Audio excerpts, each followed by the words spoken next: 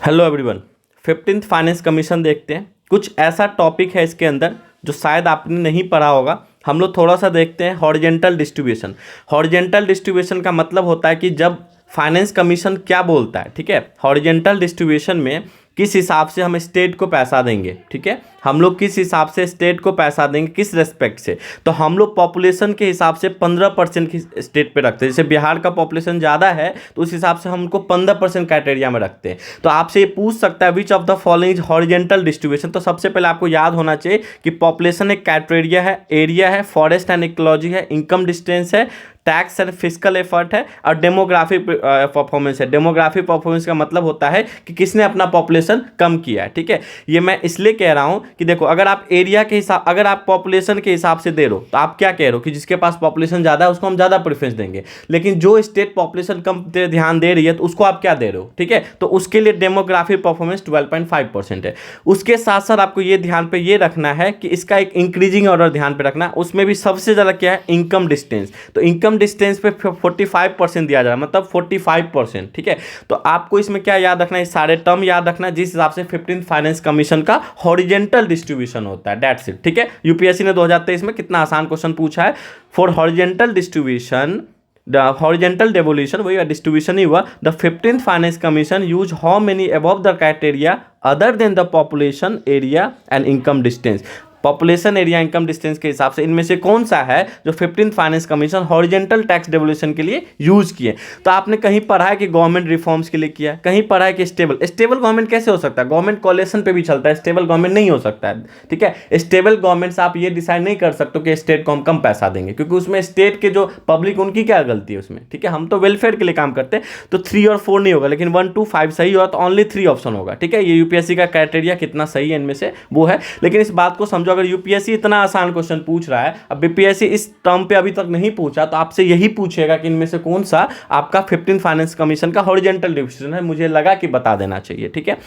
उसके साथ साथ एक और क्वेश्चन, ठीक है, how much tax division pool to state, कितना, मतलब अगर 15th फाइनेंस कमीशन में 100 रुपया है तो स्टेट को कितना गया, सारे स्टेट को मिला के कितना दिया गया, तो वो 41% दिया गया। D is the correct answer, ठीक है। ये लास्ट टाइम पे इसलिए ले रहा हूं कि आपको याद हो जाएगा। आपको एक जरूर काम करना है कि आपको 15th फाइनेंस कमीशन और 16th फाइनेंस कमीशन के मेंबर को जरूर याद रखना है, ठीक है। This is your work. मैंने करंट अफेयर्स में जरूर आपको कराया है, तो आप बिल्कुल इसको सर्च भी कर सकते हो और करंट अफेयर्स में आपने किया तो आपको पता ही होगा, ठीक है। नेक्स्ट देखो, आपको ये जरूर पूछ लेता है कि टैक्स टू जीडीपी रेशियो क्या है। तो अगर 2022-23 का देखोगे तो 6.11% है। ये पिछले 69th में भी टैक्स टू जीडीपी रेशियो पूछा है जहां तक मुझे याद है। 2023-24 को आप देखोगे तो टैक्स टू जीडीपी रेशियो, मतलब टैक्स क्या, डायरेक्ट टैक्स का बात हो रहा है, इनडायरेक्ट टैक्स का नहीं। मतलब ये कह रहा है कि डायरेक्ट टैक्स और जीडीपी का जो रेशियो है ना वो क्या है, ठीक है। तो ये कह रहा है 6.11%, ठीक है, 6.64%, ठीक है। और 2024-25, तो 2024-25 तो फाइनेंशियल ईयर है ही ना, हम पहले तो नहीं बता सकते,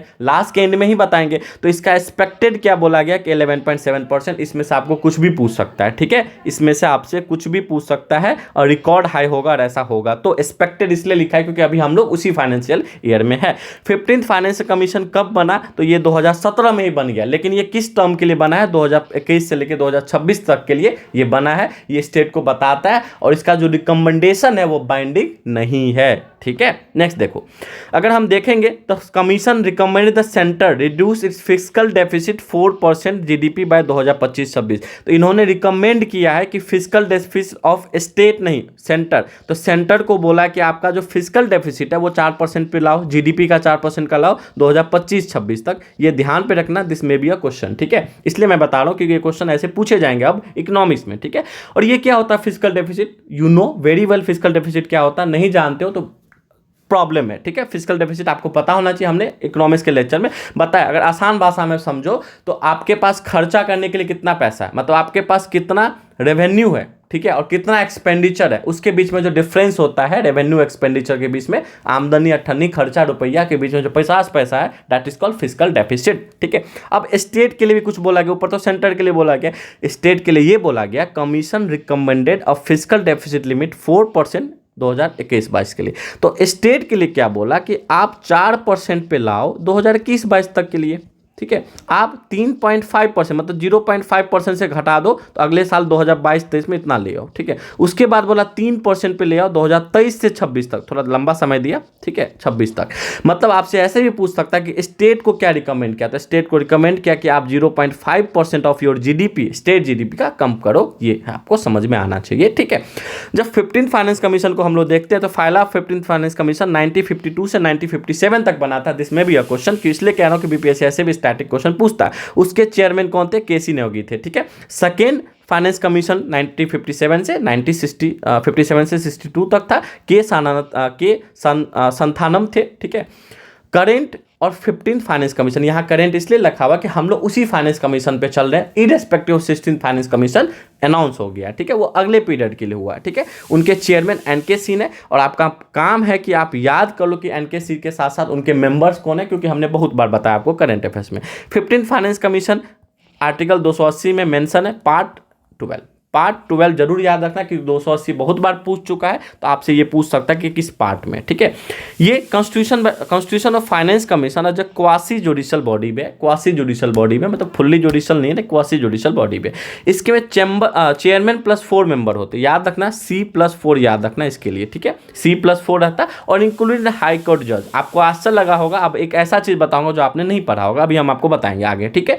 authority decide qualification parliament, authority to decide qualification parliament. तो ये जो मेंबर होंगे इनका क्वालिफिकेशन कौन डिसाइड करेगा? तो पार्लियामेंट, मतलब उसके मेंबर के क्वालिफिकेशन क्या क्या हो सकते हैं ये पार्लियामेंट डिसाइड करेगा, प्रेसिडेंट डिसाइड नहीं करेगा। इस बात को ध्यान से सुन लो, ठीक है। इनका टेन्योर क्या होता है? Specify the parliament. इनका टेन्योर कौन स्पेसिफाई करेगा? पार्लियामेंट करेगा, प्रेसिडेंट नहीं करेगा। इस बात को समझो। पिछले साल आपसे पूछा क्या कि हाई कोर्ट का जज कौन इंक्रीज करेगा, तो बहुत लोगों ने पार्लियामेंट मार के आया था, लेकिन हाई कोर्ट का जज कौन डिसाइड करता है? पॉलिटी का टर्म है ये, पार्लियामेंट नहीं डिसाइड करता, प्रेसिडेंट डिसाइड करता है। लेकिन जब हम सुप्रीम कोर्ट का बात करें तो पार्लियामेंट डिसाइड करता है। This may be clear in your mind, ठीक है। नेक्स्ट देखो, रीअपॉइंटमेंट कर सकते हैं, बिल्कुल। जो मेंबर बन गए वो फिर से मेंबर बन सकते हैं, चेयरमैन बन सकते हैं। पावर ऑफ सिविल कोर्ट भी इनका होता है as per the civil procedure 1908, ठीक है। ये बात आपको समझ में आना चाहिए। इनका जो चेयरमैन होता है ना, एक्सपीरियंस होता है उनका पब्लिक अफेयर्स में उनका एक्सपीरियंस होते हैं। इनके जो 4 मेंबर है, 4 मेंबर है, उसमें से एक मेंबर जज ऑफ हाई कोर्ट हो सकता है और क्वालिफाई टू बी वन, मतलब जज का क्वालिफिकेशन उनके पास होना चाहिए, या जज ऑफ हाई कोर्ट हो सकते हैं, चाहे वो जज ऑफ हाई कोर्ट हो या रिटायर्ड जज ऑफ हाई कोर्ट हो। ये बिल्कुल समझ में आना चाहिए। होप ये आपको नहीं पता होगा, सिर्फ इतना पता होगा चेयरमैन +4 मेंबर। अगर बीपीएससी अंदर घुस के पूछेगी तो यही पूछेगी आपसे, ठीक है। Specialised knowledge of finance and account of government, तो एक ऐसे आदमी होना चाहिए दूसरा मेंबर जिनके पास स्पेशलाइज्ड नॉलेज होना चाहिए फाइनेंस और अकाउंट का। ऑब्वियस सी बात है, फाइनेंस कमीशन है, ठीक है। नेक्स्ट है मेंबर 3 जो है उनका वाइड एक्सपीरियंस होना चाहिए फाइनेंशियल मैटर एंड एडमिनिस्ट्रेशन में, फाइनेंशियल मैटर और एडमिनिस्ट्रेशन में होना चाहिए। ऊपर लिखा फाइनेंस और अकाउंट में होना चाहिए, फाइनेंस एडमिनिस्ट्रेशन में होना चाहिए, ठीक है। उसके बाद आपको जो 4th मेंबर होंगे उनका स्पेशल नॉलेज इकोनॉमिक्स में होना चाहिए, इकोनॉमिक का ही बात होता है। आई होप कि 8 से 9 मिनट के लेक्चर में आपको एक क्विक रिवीजन भी मिल गया होगा, इसको करके जरूर जाना। मेरे हिसाब से 1 क्वेश्चन 2 क्वेश्चन में आपको जरूर हेल्प मिलेगा, क्योंकि ये आपसे पूछ सकता है, ये चीज़ आपसे पूछ सकता है। और आपसे दूसरा क्या पूछ सकता है? ये टैक्स टू जीडीपी, मतलब direct tax to GDP ratio पूछ सकता है फाइनेंशियल ईयर 2023-24 या पिछला फाइनेंशियल ईयर पूछ सकता है। इसको 2023-24 के बदले पिछला वाला फाइनेंशियल ईयर ऐसा टर्म यूज कर सकता है आपसे, तो बी रेडी फॉर डैट। और आपका बहुत बहुत शुभकामना आपके साथ है हमारा, और आपको जो नवंबर का करंट अफेयर्स है जो आपके एग्जाम के लिए बेनिफिट होगा वो हम आपको कल अपलोड कर देंगे। Best of luck, thank you everyone.